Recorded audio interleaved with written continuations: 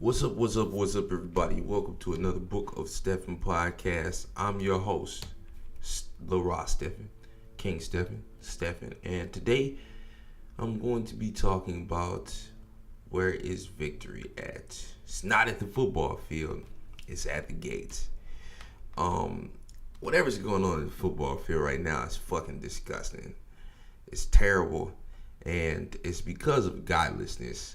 In America, over 90% of them, they are horrible, godless creatures, and they will be destroyed.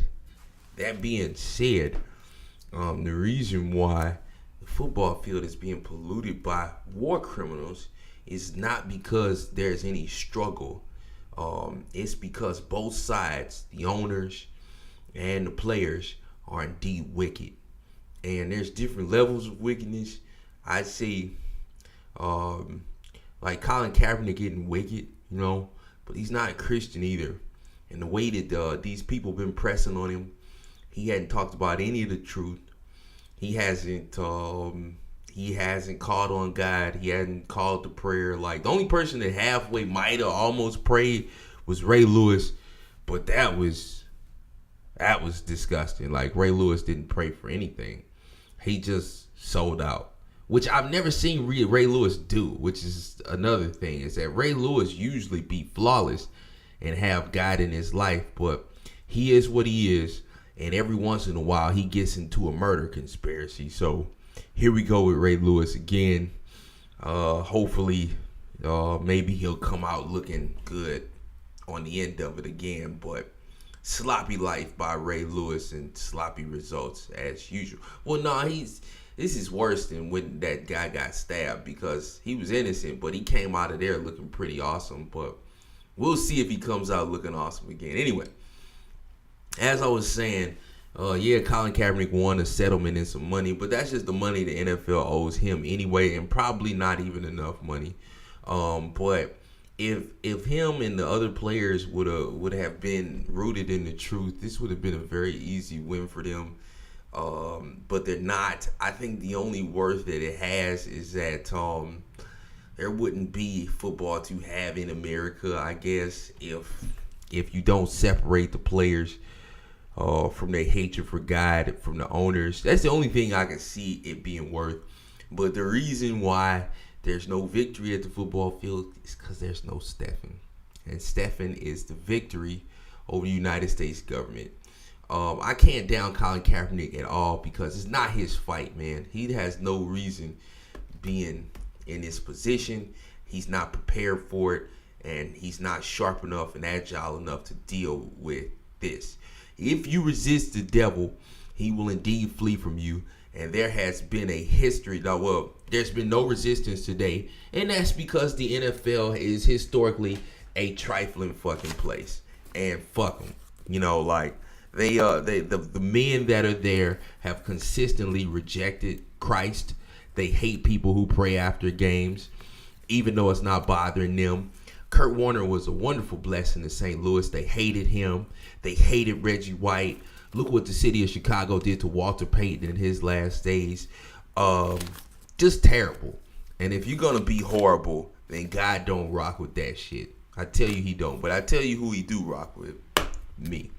So, I'm not at the football field, and I haven't been since 2007, pretty much, or 2008. That being said, there is no victory there. The United States Army and this patriotism and this poison that they've been planting for over a decade have been there, because Stephon has not. But the good news is Stephon is about back, and when Stephon does get back, he will wreck all of them motherfuckers. Let me tell you why. Because God is with him. He's victorious. And this is a very easy win. This is very sloppy by the owners. They got too greedy here.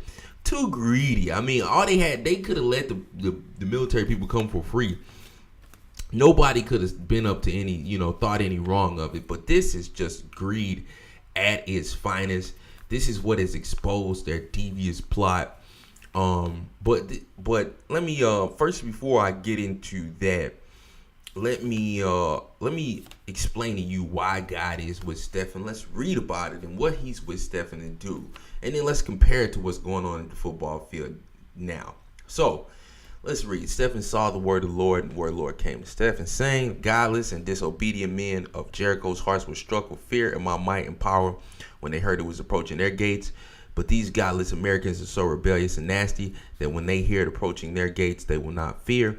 As the Israelite army went to the walls of Jericho to crush them down, Stephon, we are approaching the walls of America's kingdom, armed with my might and power to crush them down. But in their pride, arrogance, and rebellion, when they see us at their gates with my might and power, they will not hear or fear the awesome force that stands at their gate. I will blow a trumpet loud so all the nations may hear me playing the song of America's demise, and America will hear the mighty roar of my trumpet. But in their rebellion against me, they will mock the sound of it, and they will not fear. Even so, after the trumpet is played for 7 days, you will proclaim my word with your mouth, and their walls will fall. After they do, we will crush down the great city of America, strike down the wicked in the land, and plunder its goods and restore them to my kingdom. We will be armed with my power and might at their gates, Stephon, a weapon much more powerful and fearsome than that of the Israelite army at the walls of Jericho, or that of any man's armies. But because of their pride, arrogance, and rebellion, when they hear these things, they will not fear. I've prepared the sword of your tongue to rip out their hearts and beat down all of their armies and navies. But when they hear of this, they will not be afraid, because they are rebellious, proud, foolish, ignorant, and do not listen. You will crush down the monuments of their might and wisdom with my power and might, and raise mine and land. But because of their pride, arrogance, and rebellion, when they hear of these things, they will not fear.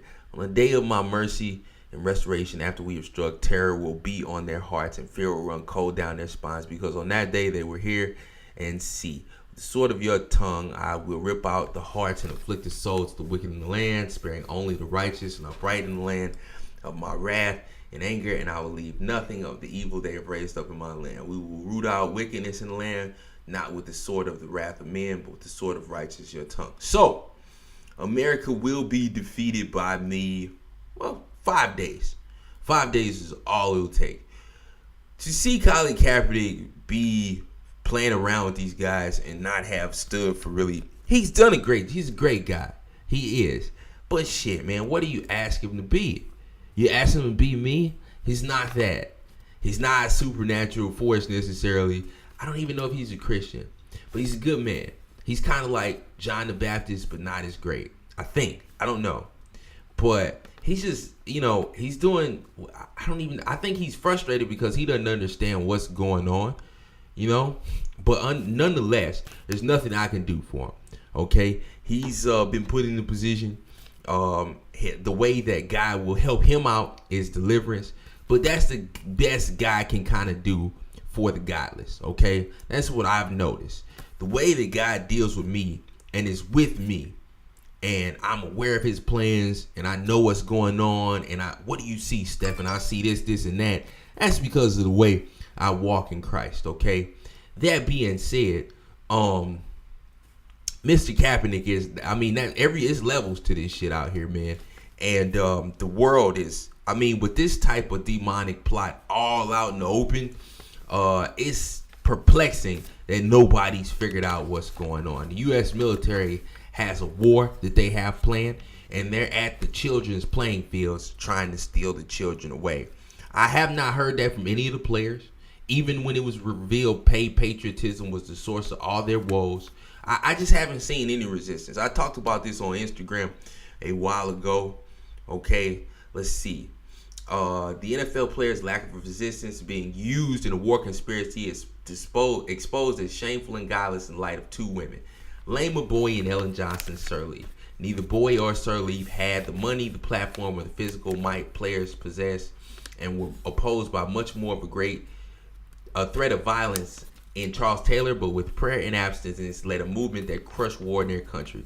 The players' resistance to the maniacal war profiteers who plagued them has thus far been non-existent, because Jesus is non-existent where they are, and this is why they are defeated. Jesus isn't welcome in the NFL. See Kurt Warner. They screwed Kurt Warner over. This is trifling what we're seeing here.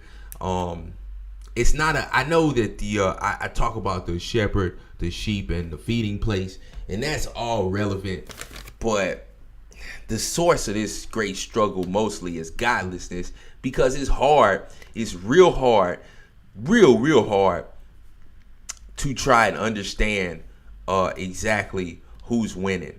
And it's not the NFL, it's not the NFL players, it's not the owners, it's just limbo. And that's because both sides kind of is dying. And I mean, I guess there's still use for the players. I guess the players are mostly young black males, but I don't think a lot of these players are going to make it out. And I think a lot of them are going to end up being like Pat Tillman. And that, in my generation, when I was a kid, there was one Pat Tillman. But now it seems like it's going to be a lot of Pat Tillmans, and a lot of guys are going to get swept up in war and end up dying. I don't think it'll be a lot of the black guys. I think it'll be a lot of white guys. But let's look. I said I had another note. I'm going to start off with this one. It's only so pitiful because in a few days you can see that these blind men will collectively be misled unto destruction, okay? I'm talking about the NFL players here. They are definitely blind. Like, I don't even know if Colin Kaepernick can see. I think he's kind of blind, too. America has whitewashed how the military murdered Pat Tillman, the only guy I knew who left the NFL for war. Now these players that seem to be on that bullshit, and their stories will have the same ending. And if they fall into the delusional insanity Tillman did. Pat Tillman was a cautionary tale that a generation of young men should have learned from. And now these same monsters are terrorizing Colin Kaepernick. The blind do lead the blind. They will both fall into a pit. Now my problem, I can see. Okay, these are blind people, man. And the blind do lead the blind. They both fall in the pit. And kind of, what can you do about it? But I sure don't feel sorry for them, because this is disgusting. I mean, you associate more with U.S. nationalism than your own flesh and blood and your own communities. It's kind of weird. But the NFL is whatever's going on in the field, I'm not excited about. I'm not impressed by it. Neither side of it, players or owners. It's disgusting. And a lot of players end up losing their lives because they're going to join in with the armies that are set to be destroyed and brought down. I want to touch on something real quick, and that, the most disturbing thing to me about this is that the NFL exists under a collective bargaining agreement. And I got to think that with the dirty money that was exposed and paid patriotism, no player brought up the fact that if there was money given to the team to have them do the national anthems at the stadium, they should have got a cut of that money. And if you want them to be patriots, then you got to give them a cut of the brand ambassador money. And that's something I talked about, the destruction of the feeding place and things like that. Listen, man, if you want people to be a voice for something in the professional environment, pay them. They're called brand ambassadors. They're called endorsements. Like brand ambassadors get endorsements. If you want somebody to be a brand ambassador for the Army, pay them their money as an individual. Now, the reason why I specifically stress this is because Stephon, while he's been away, he's done some work as a brand ambassador for Fusion marketing and performance, and Clearly Promotions and places like that. And honestly, doing work for them, I learned something because I work for a lot of companies, Coca-Cola, Degree, Final Four.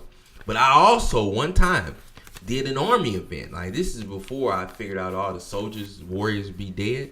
But I did that Army event, and, the thing about it is that they paid me as an individual brand ambassador. Okay, I was just doing all the events just to scrape up some money and take care of myself. But I did that one, and if they want Colin Kaepernick to be a brand, and I learned, I wonder why would I be working for this, but I learned a lot about what the military is doing through being a brand ambassador for that event. I learned about their approach to marketing. And guess where we were? We were at a sporting event. We were at a racetrack. So the military has been buying their way in to wherever young men are, and they've been outsourcing their brand ambassador effort to young men outside of the military. And now that conscription is dead, like they had to try and buy. They didn't try and buy Colin Kaepernick. They tried to bully him like the draft was still a requirement, And that's really bizarre, man. That's really bizarre that he didn't say anything about that.